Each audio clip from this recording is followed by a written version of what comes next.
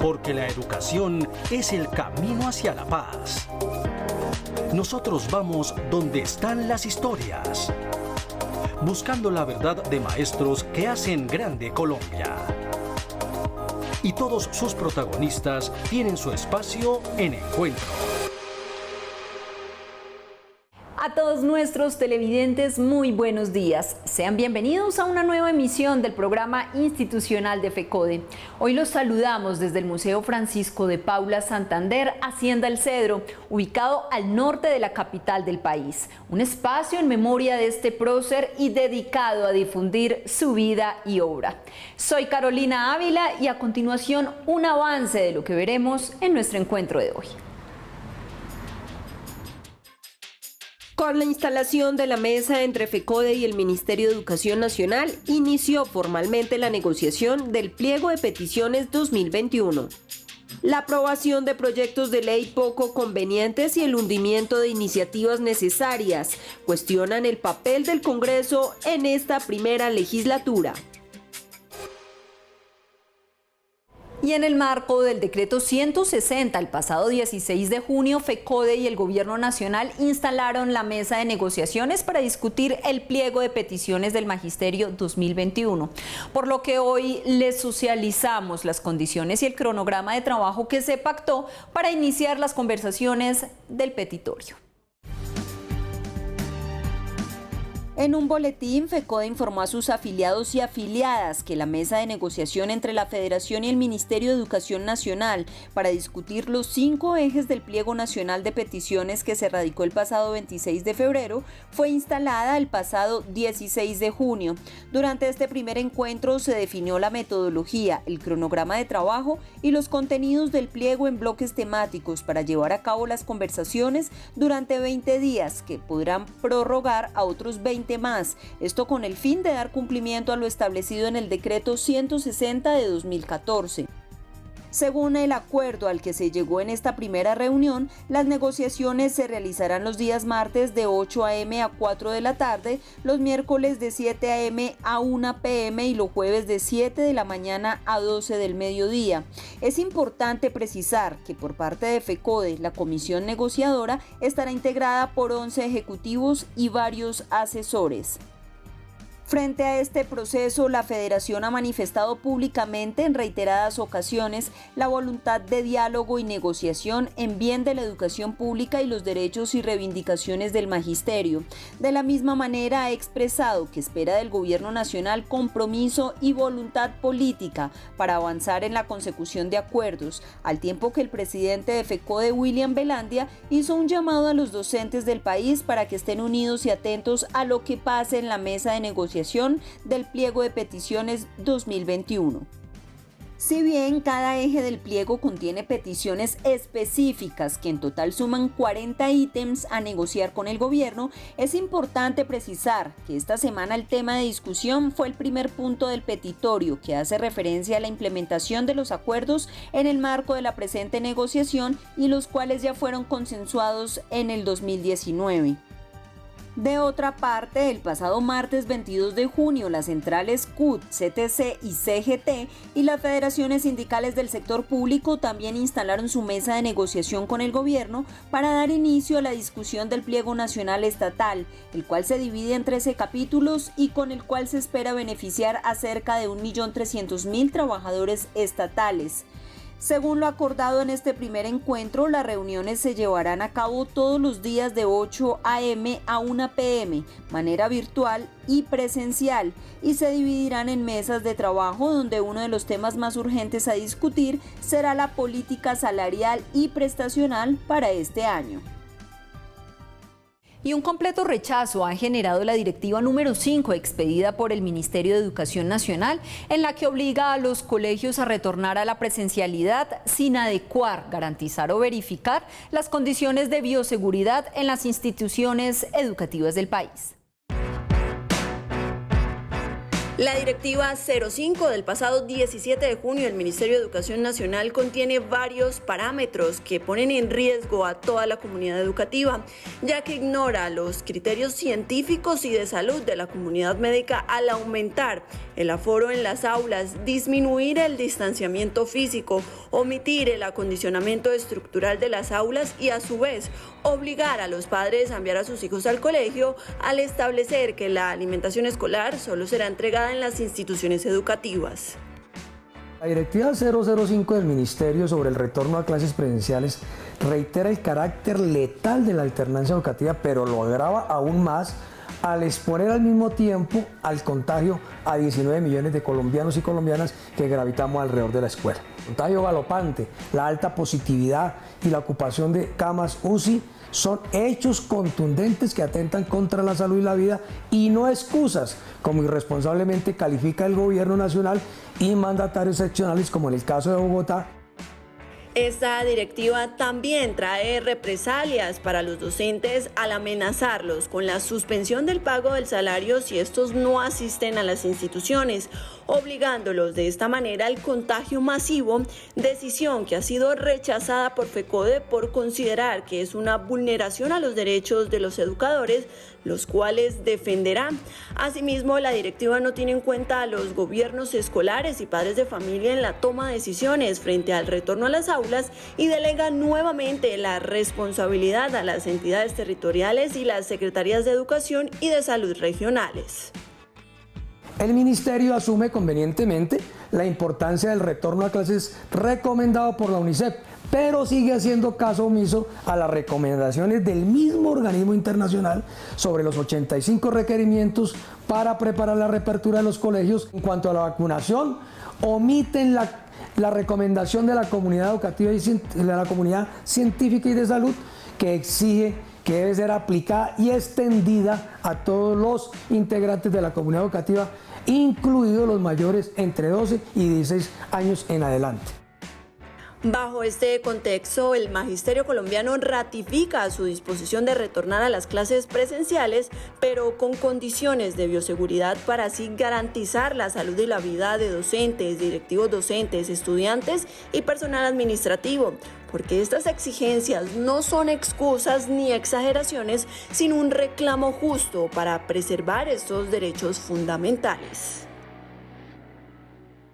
Y es momento para que el primer vicepresidente de la Federación, el profesor Cristian Rey Camacho, socialice temas de interés para el magisterio colombiano. Buen día para todo el magisterio colombiano. A la Federación Colombiana de Educadores FECODE le parece inadmisible la forma como el gobierno nacional, mostrando un autoritarismo, mostrando una prepotencia, mostrando poco respeto hacia el magisterio y hacia las comunidades educativas. El gobierno expide la resolución 777 y la reafirma con la directiva ministerial número 5, en la cual está conminando a toda la sociedad, a la comunidad educativa, a los docentes, estudiantes, padres de familia, a un genocidio a las instituciones educativas. No es justo que en la resolución 777 se baje todos los índices internacionales que se manejan en cuanto a protocolos. Hoy está reducido a su mínima expresión, pidiendo 4 elementos, simplemente el tapabocas, que prometen que en las instituciones educativas lo van a dar.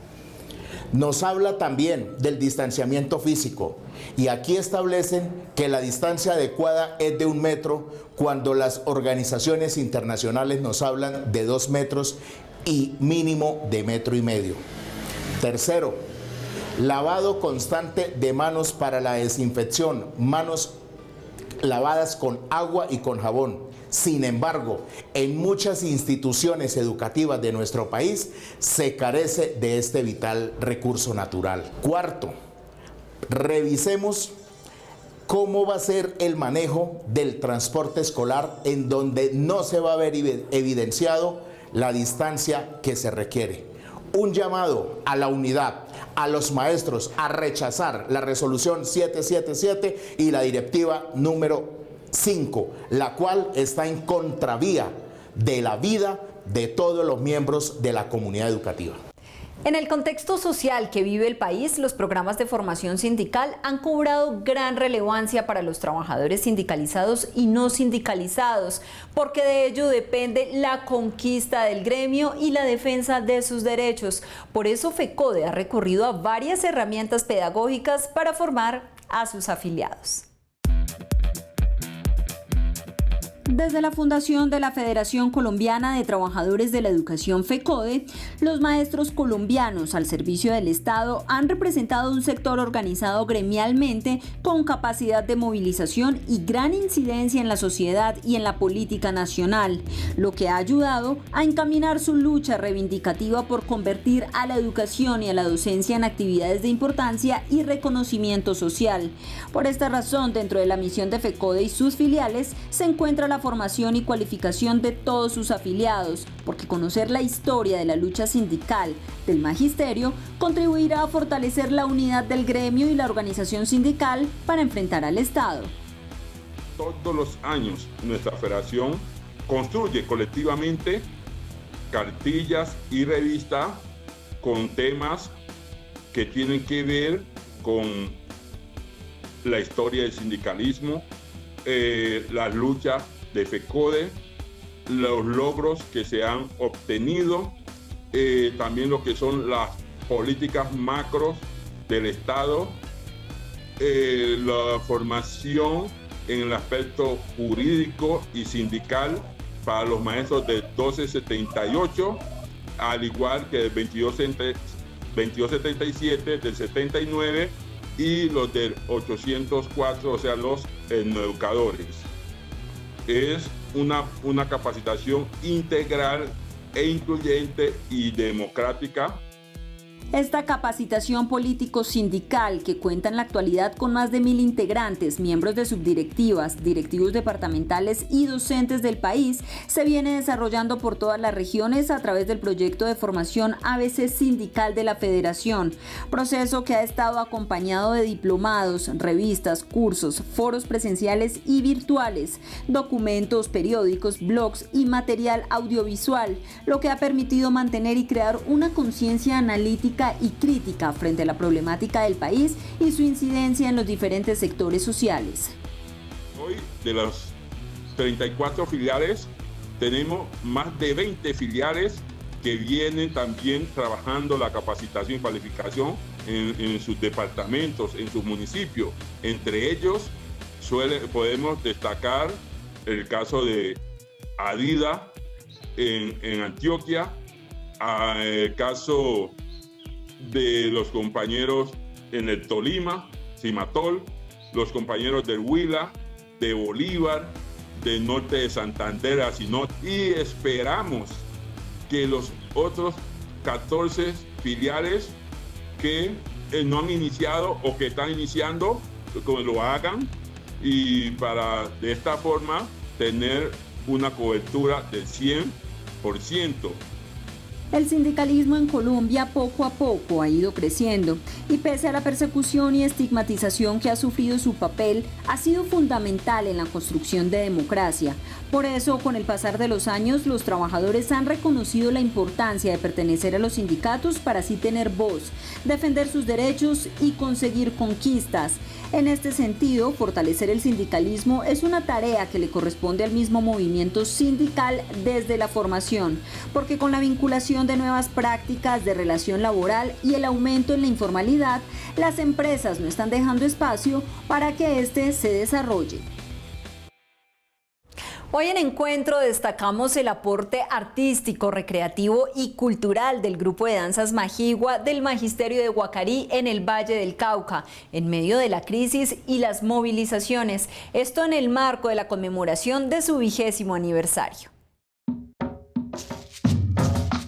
El grupo de danzas Majigua del Magisterio de Guacarí en el Valle del Cauca es un grupo de danzas conformado por 14 educadores quienes residen en este municipio y laboran en diferentes localidades del departamento, dirigido por el docente magíster Sergio Reina Blandón, Fue fundado en el año 2001 en el marco de un paro nacional de 37 días a raíz de la expedición del decreto ley 001, el cual le quitaba recursos a la educación pública y desmejoraba las condiciones laborales de los maestros.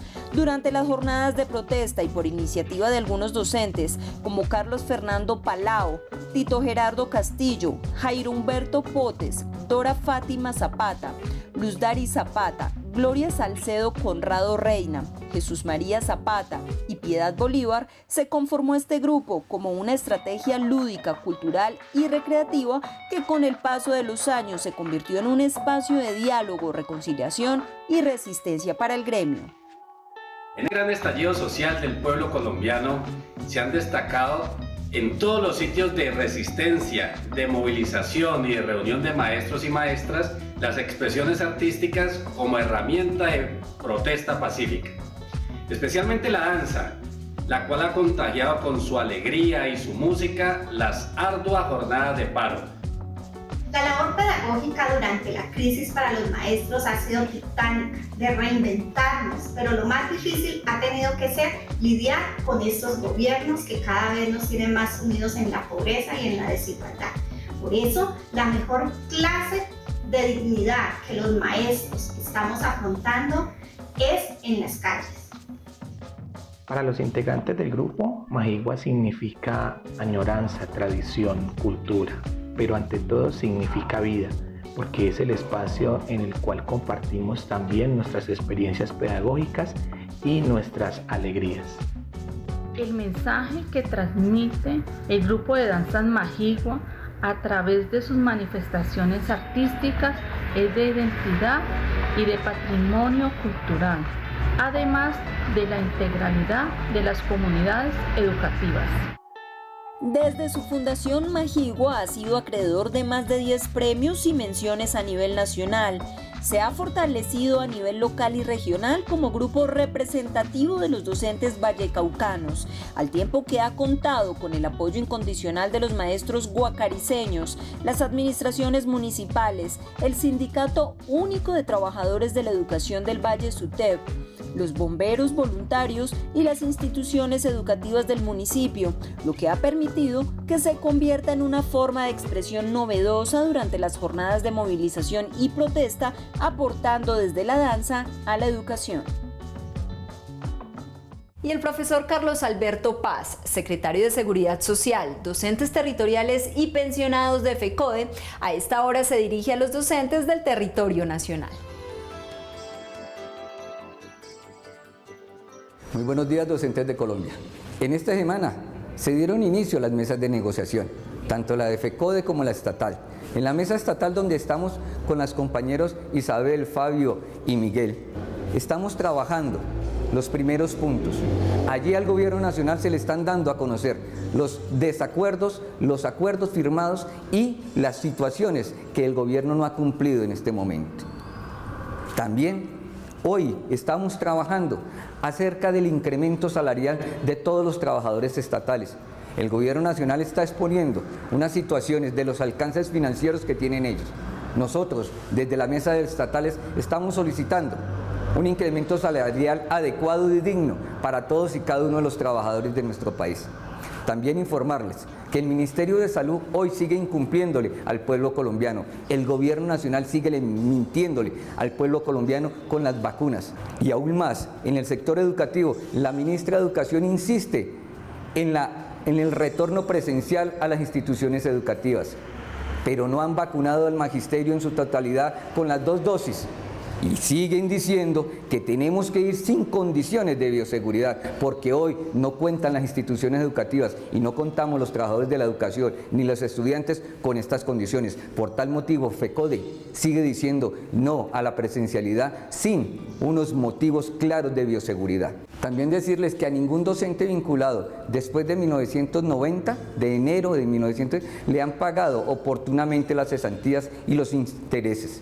En el año 2020, por ello, tienen derecho a reclamar una sanción moratoria. Por favor, hagamos los papeles oportunamente hasta el 15 de julio. En una carrera contrarreloj, el Congreso de la República cerró su primer periodo legislativo en medio de fuertes críticas y cuestionamientos.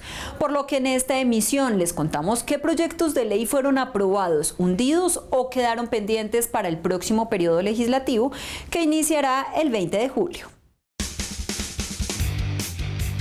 La primera legislatura 2021, que terminó el pasado domingo 20 de junio, finalizó con 19 proyectos de ley aprobados, los cuales se caracterizaron principalmente, según expertos, por estar centrados en lo económico, no tener relevancia para el país o por contar con poca articulación con la realidad nacional, lo que ha generado mucha controversia, ya que iniciativas como la creación del Día Nacional de la Novia Eterna de Barranquilla, la conmemoración del Día Nacional de la Mutualidad, el reconocimiento del carril como patrimonio cultural, la sobretasa a la gasolina, la reforma a la justicia o los cambios al Código Disciplinario de la Procuraduría pudieron haberse discutido en otro momento o hundirse en las plenarias.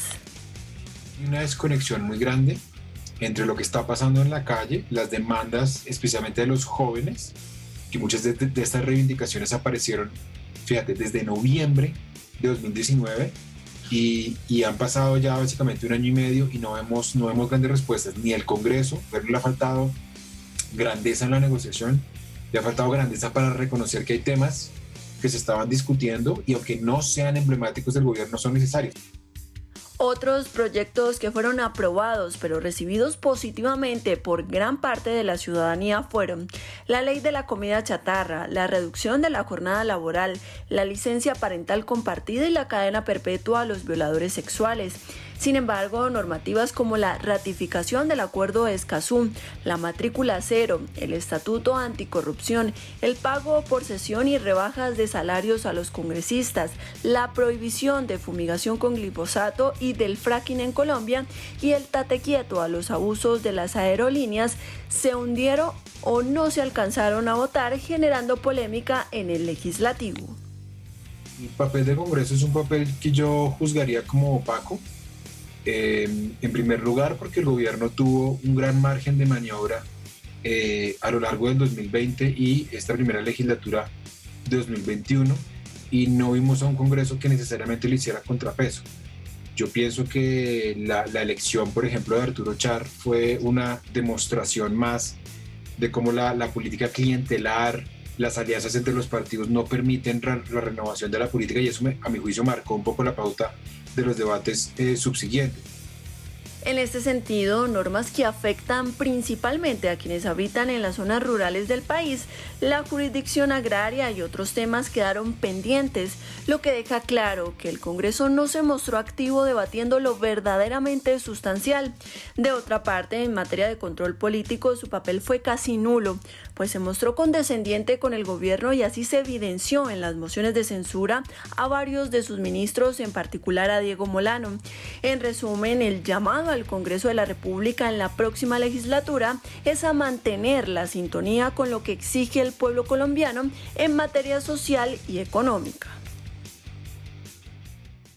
Luego de que la Cámara de Representantes aprobara el proyecto que busca reducir la jornada laboral de 48 a 42 horas semanales, mediante la modificación del artículo 161 del Código Sustantivo del Trabajo el próximo año, varias son las dudas que han surgido al respecto. Por eso hoy les contamos los pros y los contra de esta iniciativa.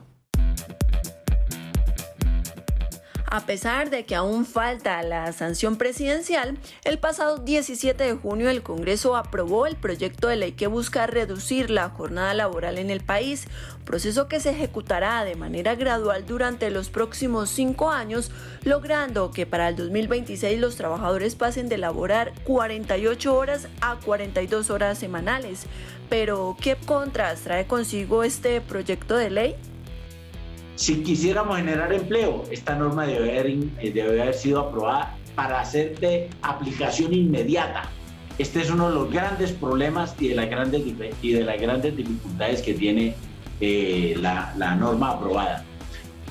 ¿Cuál otro problema tiene esto? Hombre, que nos quitan el Día de la Familia, que es un día al año, y nos quitan lo que se llama las actividades culturales o de capacitación de 2 horas a la semana. Si bien este proyecto de ley establece que no se afectará el salario devengado por el trabajador, los derechos adquiridos en los contratos vigentes y tampoco la prima, la pensión y las prestaciones sociales, es importante mencionar que esta aprobación llega de manera tardía, ya que de acuerdo a un convenio de la OIT de 1964, los estados deben tener jornadas laborales de máximo 40 horas, política que no había sido tenida en cuenta por el Estado colombiano por considerar las cuantiosas jornadas laborales como necesarias, generando con ello un retraso con relación a los derechos laborales. Es un proyecto de ley que no tiene mucho significado para la gran mayoría de trabajadores colombianos. Recordemos que en Colombia, de los casi 20 millones de ocupados, hay 7,5 millones en la actividad formal y hay 12,5 millones en la informalidad laboral. Esto significa que para un trabajador de la informalidad laboral, la reducción de la jornada laboral no tiene ningún significado. Aunque la iniciativa fue bien recibida por los trabajadores del país, los empresarios se mostraron en desacuerdo con ella por considerar que va en contravía de la reactivación económica y la generación de empleos. Sin embargo, habrá que esperar que entre en vigencia su aplicación para saber si realmente el proyecto marchará bajo los parámetros de progreso para los trabajadores y no eliminando beneficios ya otorgados o reduciendo puestos de trabajo, ya que este fue pensado para un panorama laboral antes de la pandemia. Y no podemos finalizar nuestro programa de hoy sin el editorial del presidente de la Federación Colombiana de Trabajadores de la Educación, el profesor William Henry Velandia Puerto. Un saludo al magisterio colombiano, a nuestras comunidades educativas. Iniciamos un proceso de negociación con el gobierno a partir de la instalación de la mesa en la búsqueda de negociar, como le hemos planteado al gobierno. Hoy le estamos diciendo, queremos ver la voluntad política en un proceso que está enmarcado en el decreto 160 y que no es un diálogo, es una definición entre las partes, y por eso hoy le estamos exigiendo al gobierno la implementación de lo acordado en el año 2019 en este primer punto de la negociación, porque fueron acuerdos ya definidos que en el tiempo debieron haberlos cumplido, pero que desafortunadamente dilataron y hoy siguen de cara a este proceso y lo quieren enmarcar en este nuevo proceso de negociación. Le hemos dicho, este momento tiene dos partes. La implementación de lo acordado, que no se va a volver a discutir, porque ya son elementos que se definieron y que obedecen a un acta que tiene que materializarse, y hoy los procesos que hacen parte de la discusión, como es el tema de la escuela de la presencialidad, entre otros temas. Por eso la exigencia al gobierno para que haya la voluntad de negociación, que nosotros lo que le aportamos no son insumos, no son elementos para que se mire a ver cómo se materializan los actos administrativos de manera unilateral, sino que recojan lo que aquí se define en la mesa de negociación. Asimismo, en el tema de la escuela de la presencialidad, no es posible que estando el capítulo planteado desde el 26 de febrero nos saquen una directiva como la 05 que atenta contra la vida, que atenta contra los derechos, porque rechazamos enfáticamente la 05, más en un momento en donde están los niveles de contagio disparados, la ocupación de las camas UCI, el contagio en su máxima expresión.